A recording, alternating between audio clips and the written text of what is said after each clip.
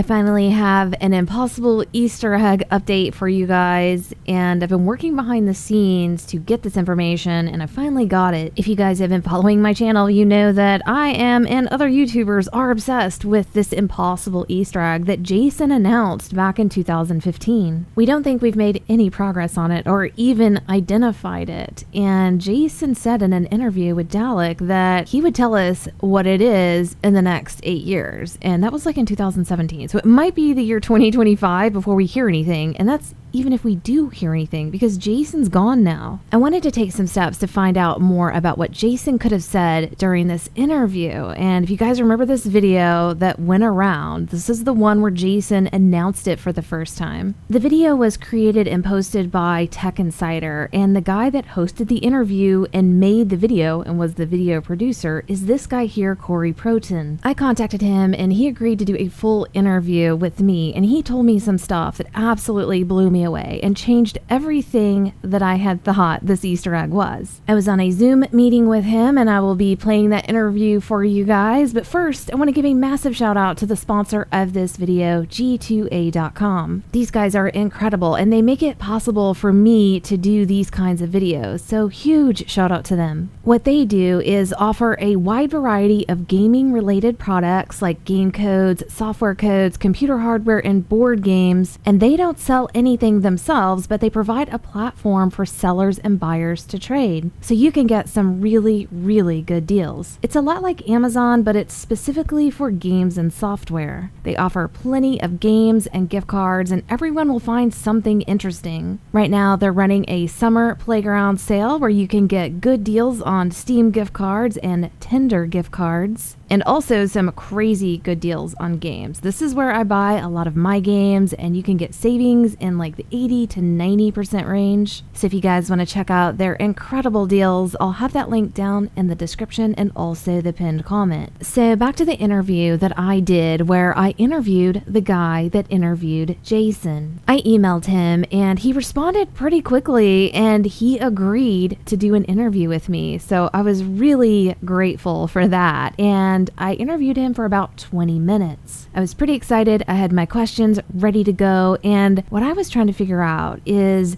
during this interview and this video, there were certain scenes shown where Jason starts to specifically talk about this impossible Easter egg. He said he's gonna hide this Easter egg in multiple arenas, and when he says that, the scenes from Shadows of Evil are shown. There's one in Nero's lair and then the other in the canals. So a lot of us have been thinking, well, maybe this video represents where this Easter egg could be hidden. Obviously, we have not found anything, and so I reached out to him to see what's going on with this video. Is this what we think it is? Is this the map that it could be on? He answers that question and more, and yeah, I was surprised by some of the things he said. I'll let you guys listen to the interview, and then I'll go over some of the highlights. This interview was 20 minutes long, but I've cut it down to just the important parts, and I'll let you guys listen to how it went.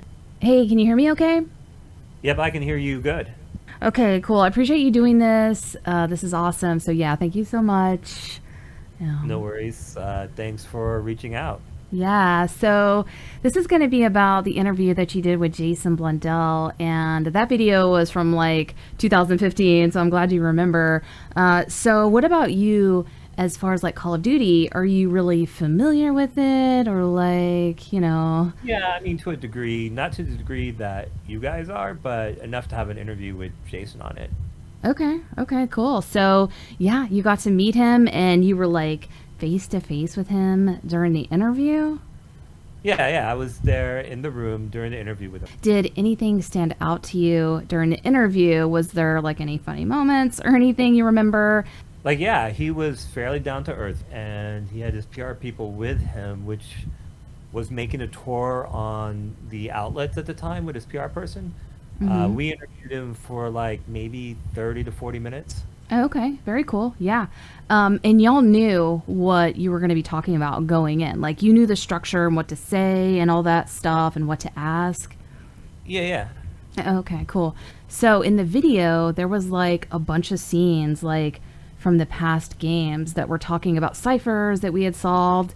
And then it was like 2 scenes that were shown where he was like, I'm going to put in an Easter egg and it's going to be hidden in different arenas or something. And it just shows like 2 screenshots of like one of the maps that was coming out. And we're all like wondering, maybe it's that map.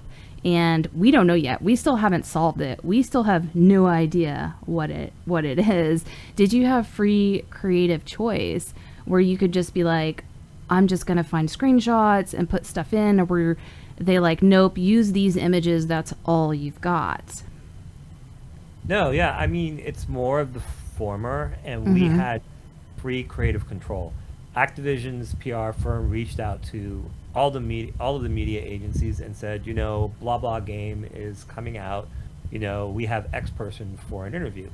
So then we accepted that interview, and then came out with maybe 10 topics or something, and we tried to do the interview with him in the short 30-minute span that we had, and try to come up with as many different video ideas that we could in that 30 minutes. So I think we pulled maybe like 3 other videos from that. I think we did one that was like the history of Call of Duty with him. There's one other one.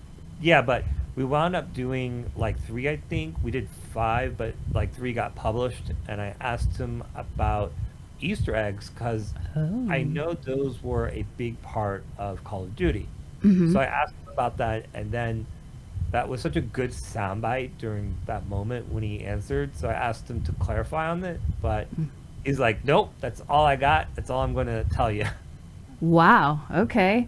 Yeah, but yeah, so I'm the one who actually came up with the whole video idea and montage that you see based around what he said about the Easter eggs. Yeah. Okay. At the time, when y'all made that video, there were a couple of maps that had been revealed to the public at that point. One was the Giant and the other was Shadows of Evil, and you may not really know what I'm talking about, but in your video montage you show only 2 scenes from Shadows of Evil while he's talking about this impossible Easter egg and putting it in multiple arenas.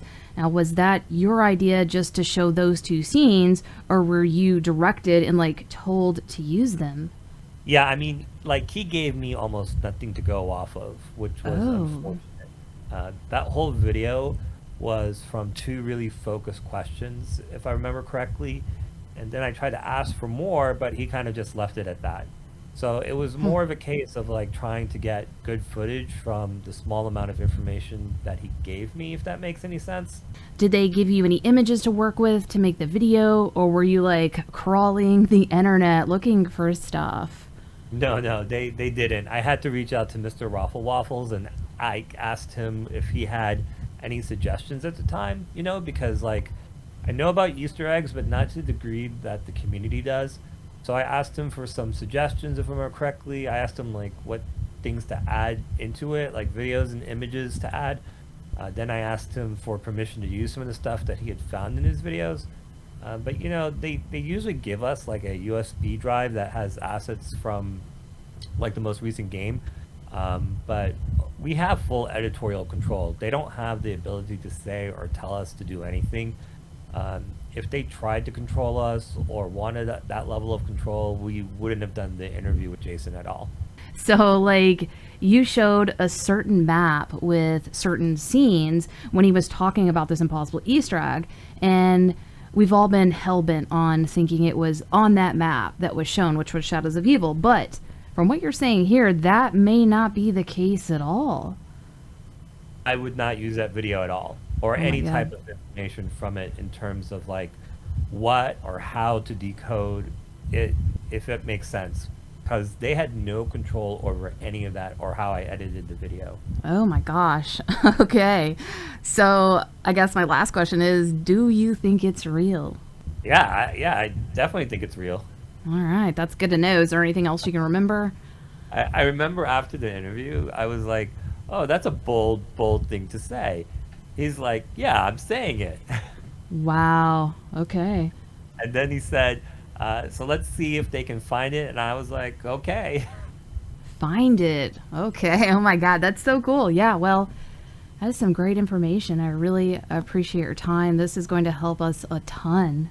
Okay, so that was the end of the interview, and I learned a lot from that. And one of the biggest points was that after seeing that video talking about the impossible Easter egg, we had thought that it was maybe in Shadows of Evil because of the way that the video was edited when he said it. But Corey's saying, no, don't use those images at all because they gave him nothing to go off of. In fact, it seems like Corey is the one that came in with trying to pry information out of him about Easter eggs. Corey had already thought that the Easter eggs was an interesting topic and was probing him for info. And Jason's like, yeah, I put one in and it's going to be really impossible for them to find. And Corey is the reason why this impossible Easter egg idea really blew up, because he highlighted it and tried to showcase that. But I don't think Jason was walking in saying, hey, we're going to make a video talking just about this impossible Easter egg. It was just Corey trying to find some interesting angles to make some cool videos off of what he said. And you heard him say he asked him 2 questions about it, and that's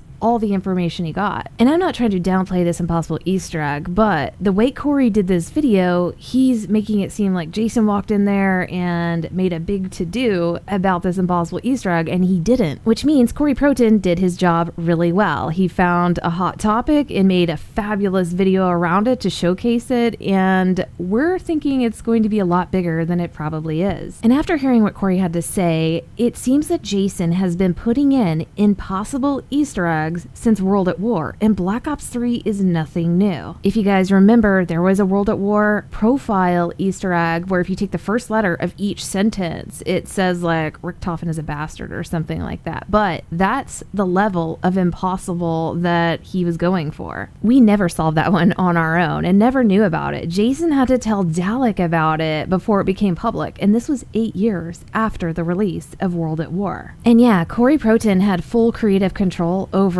what that video looked like, and he actually went to Mr. Waffles to figure out how to even edit the video and put it together. That's crazy, but that's amazing to know. So the good news about this information is that we can stop focusing on Shadows of Evil and start expanding to the other maps like the Giant and Horizon. Jason had done an interview with Mr. Waffles, and he asked him, have we even been in the zone of this impossible Easter egg? And Jason said yes. And this was before Zetsubou no Shima released. So at that point, Shadows was out, the Giant was out, and Horizon was out. So it could be one of those 3 maps. Also, this is not an interactable Easter egg. This is some kind of a cipher that we have to decode, because even Corey said that. He was under the impression that this was a cipher that needed to be decoded. And we've even heard Jason say, this is not going to be something that you're going to find within the game files where you can see how to activate it. So it's definitely not interactable. I'm guessing it's going to be something pretty simple and easy to solve once we can find it, a lot like the World at War profile cipher. And the solve on it is not going to be anything groundbreaking, and even Jason said that to Dalek in a video. It's going to be something pretty basic, it seems. But what I found most fascinating is, for the first time, we're hearing more information from this interview from Corey, where after the interview stopped, Corey said to Jason, that's a really bold statement for you to make. And Jason said, yeah, let's see if they can find it. So although the solve to this may not be crazy amazing, I still want to know what this is. We all do. We still have a couple of ideas that we're working on behind the scenes, and of course we're going to keep you guys updated, and I'll make a video showing you guys the top 2, like